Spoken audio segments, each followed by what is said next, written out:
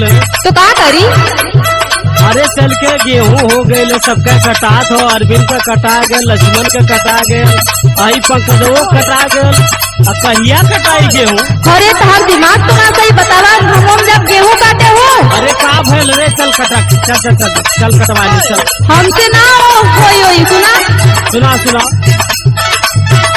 हमसे होई नहीं गेहूं के कटनिया बलम, हमसे होई नहीं गेहूं के कटनिया बलम, हमसे होई नहीं गेहूं के कटनिया बलम, हमसे होई नहीं गेहूं के।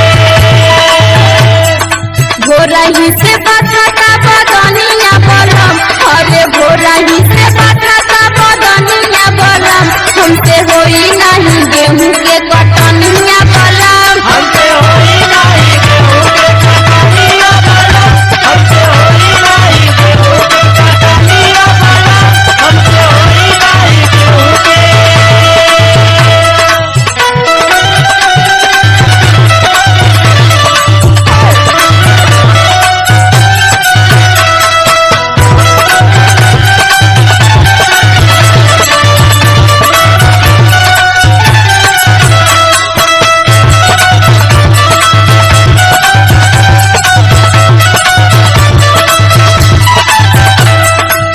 अरे पगली, तोरे कुछ समझ में आवत है कि ना?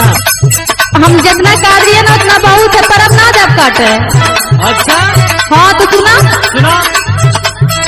दिन भर हमारा से कटनी करावेला, रतिया में से जिया के हमके खटावेला, रतिया में से जिया के हमके खटावेला, रतिया में से जिया के हमके खटावेला।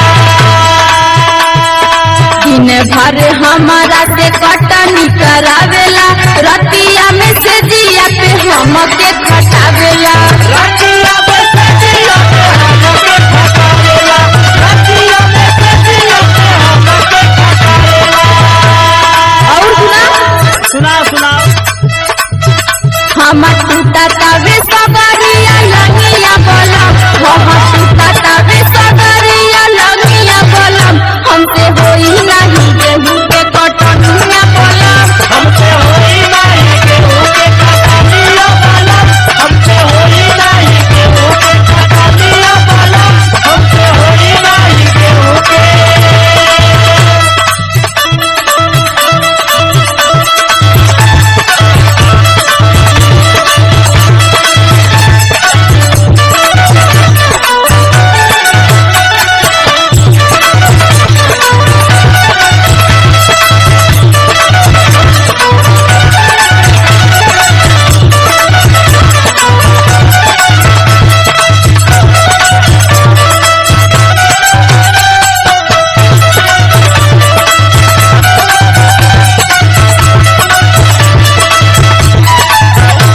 अच्छा ये बताओ, जब से आई नहीं आज 10 साल हो गई। हाँ तो अब उठा लड़का हो गई ना। अच्छा अब इन खेते को मुना देख ले।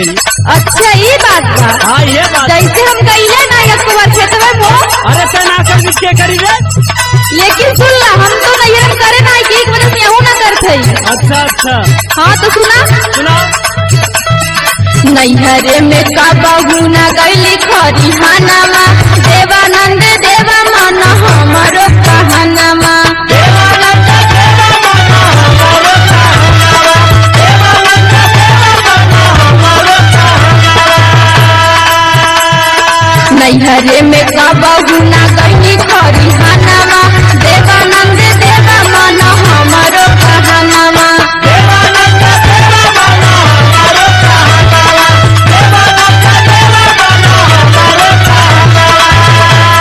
और सुना सुना सुना।